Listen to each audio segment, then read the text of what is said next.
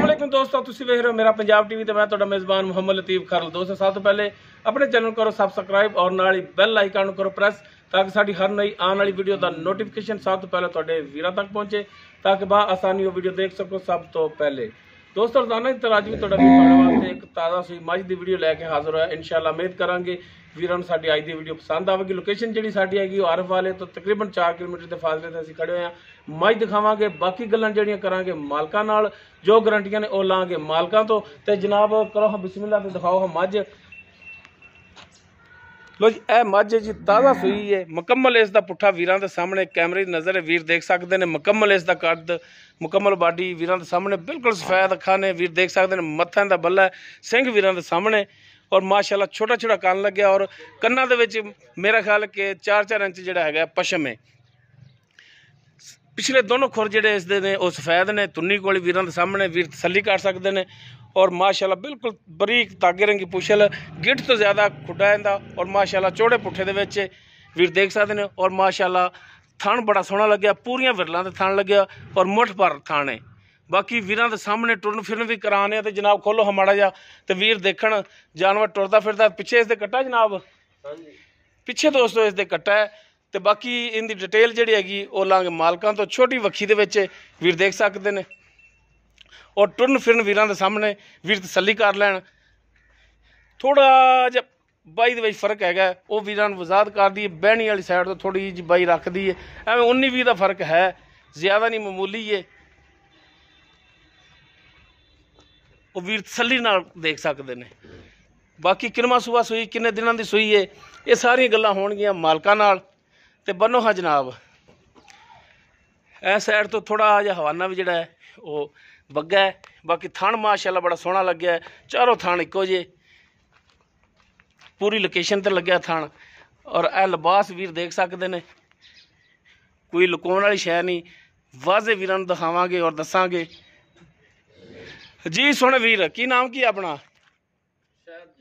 ते इहदा कट्टा किहड़ा? वो दो ने, उन्हां च किहड़ा है? पिछला कट्टा जी, ए कट्टा है। हां जी जी दोस्तों ए कट्टा है जी। इसदे पिछे पिछले दोनों खुर भी सफेद ने और अगले जिहड़े ने थोड़े थोड़े सफेद ने, सफेद अखां, मत्था बल्ला, माशाल्लाह कट्टा भी सोहना है।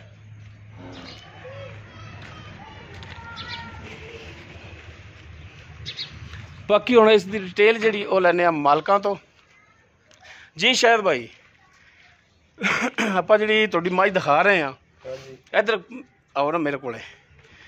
ये किनवा सूआ सूई? जैनवन गल्लां करनियां ने जी। दूसरा सूआ सूई। दूसरा सूआ किन्ने दिन हो गए न सूई नूं? हो गया 10-12 दिन। 10 तो 12 दिन हो गए सूई नूं। हां जी। पिछे इसदे कट्टा कट्टा जी। अच्छा ते हुण दुध किन्ना करदी पई ये मेरा वीर दसो हां, जिहड़ा हाजिर टाइम तुसीं चों ते पै जे? 8 किलो करदी है बच्चे तो बगैर, एक टाइम दा। बच्चे तो बगैर की मराद? सारी चों दा। हां जी। ते बच्चे नूं छड्डो तां? बच्चे नूं छड्ड ते 6 किलो। बच्चे नूं छड्ड के 6 किलो टाइम दा जी। ठीक हो। बच्चे नूं किन्ना छड्ड दिओ? अगले 2 थान। अगले 2 थान छड्ड दिओ, पिछले 2 थान जिहड़े ने वो चों दे पै तुसीं। ठीक हो गया। ते खुराक इनूं की पांदे पै जी? खुराक इनूं पट्ठे ही पाए जांदे जी के चोकर, पट्ठे और चोकर। हाली कोई वंडा नहीं शुरू, खल वंडा नहीं शुरू किया? हां जी। ठीक हो गया जी। हाली मैड़ा ही नहीं सटिया जी। अच्छा मैड़े तो भी हाली नहीं चली? नहीं जी। सही हो गया। बाकी मजीद इंशाल्लाह दुध करेगी, वधेगी अगा? हां जी बिल्कुल।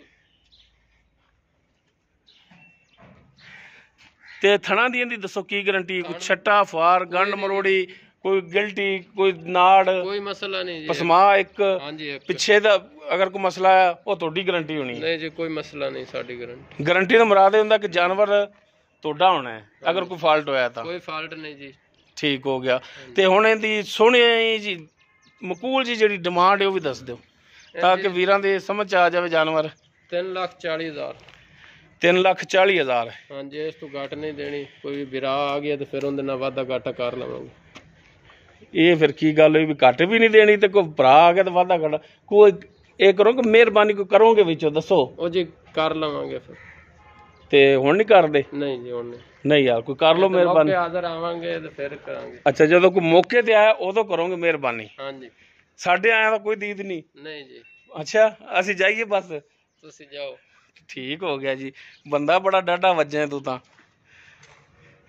ਜੀ। ਦੋਸਤੋ ਦੂਸਰਾ ਸੂਆ ਸੂਈ ਨੂੰ 15 ਦਿਨ ਪਿੱਛੇ ਦੇ ਕੱਟਾ ਔਰ ਪਿਛਲੀ ਜੋੜੀ ਦੇ ਵਿੱਚੋਂ ਬਕੌਲ ਮਾਲਕਾਂ ਦੇ 6 ਲੀਟਰ ਦੁੱਧ ਦੇ।